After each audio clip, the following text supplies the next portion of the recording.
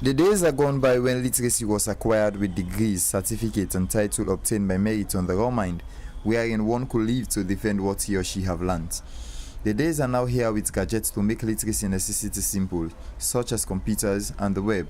Things are made simple through internet, browse to Google and download, photocopy, scan, bind, no read-over or edition, just presentation for grades either paid for or bought, all in the name of continuous assessment with mass or self-promotion in schools, colleges and universities.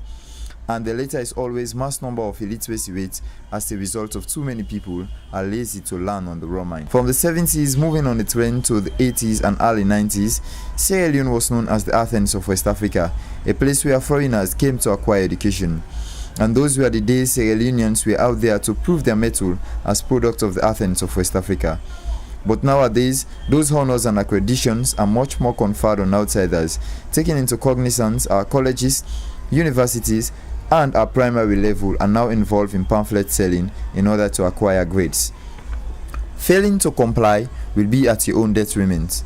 Looking at the vulnerability in our land, this is seen as an hindrance to our learners.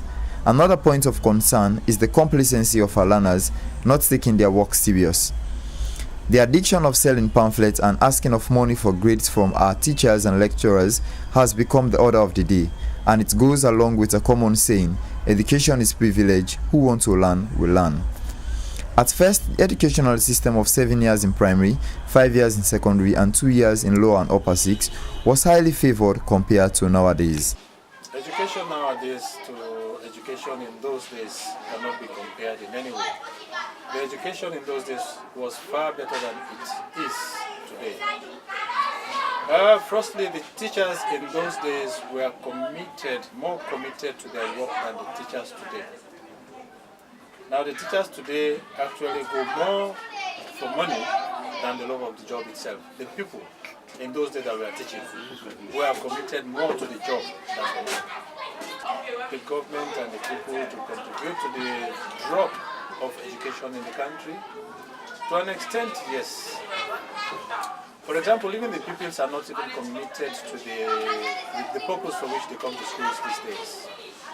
Most of them come, but they have other motives that they come for. Some come and sneak out of school and go to run other errands, which are quite against their very futures.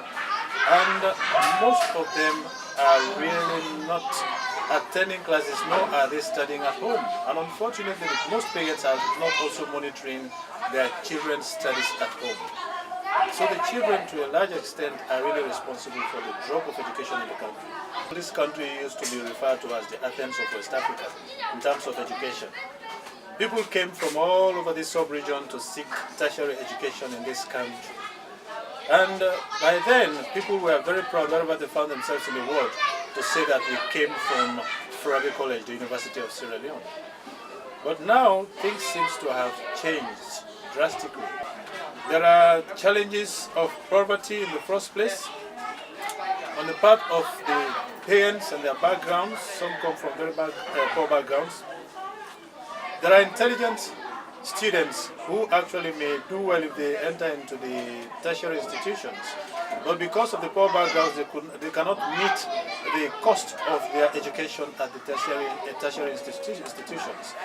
And again, as a result of the drop of the standard of education, starting from the primary to the secondary school level, it has extended even to the tertiary level, where you see graduates of these days coming out, but my dear, they hardly live up to the expectation that people would want them to manifest. Again, the commitment of the government that should actually be seen to enhance the standard of education is not forthcoming because of the constraints that they too are faced with. Constraints of resources and other areas that they actually are supposed to be making an input. It is actually not easy. Even though the challenges are still enormous, but with the timely intervention of philanthropists living in the diaspora and donor supporters has helped to salvage the situation. What with the unfortunate bombshell of the most concerned dreadful disease in the world called Ebola has left Sierra Leone's education in disarray.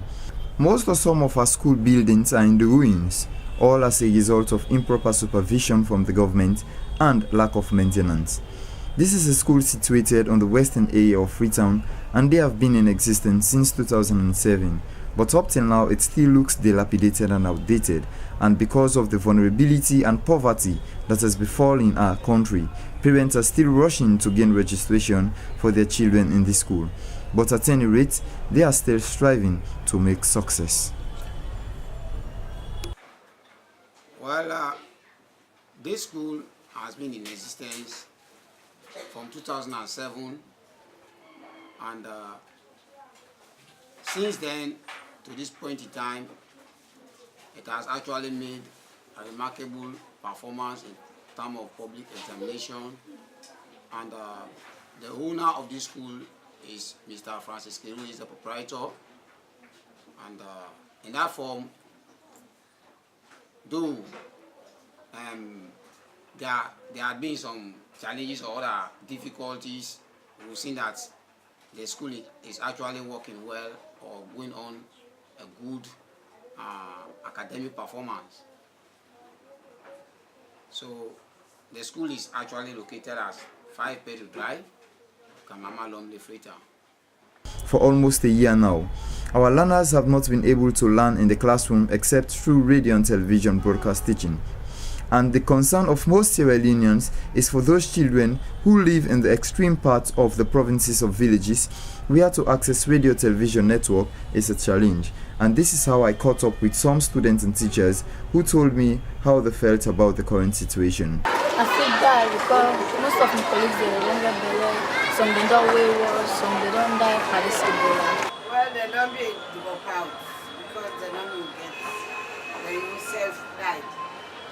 Sierra Leone is a country which cares about her children and women, but because of the Ebola outbreak, prostitution and teenage pregnancy is on the hyper degree as a result of teenage premarital sex. During this hard time and long waiting without any schooling in Sierra Leone, hundreds of our schoolgirls are now pregnant, and most are ashamed of returning back to school with a visible pregnancy, which makes most people consider them as dropout and are seriously being marginalized in society. Well, what the government will do for the right now, because since they don't give election right now, the government prepare pregnancy, they let prepare school for the end pregnancy before, so that in the beginning go school. So as time goes on, till the belly they come out, they don't go for the education. Almost after the end of the whole wasted academic year, the government, stakeholders and the Ministry of Education has unanimously agreed to resume schooling, but with some restriction and at cost fee. Yet as nothing good comes easy, such as nothing goes for nothing, like the free medical has waged the biological warfare. Education number one, development number two, knowledge and truth.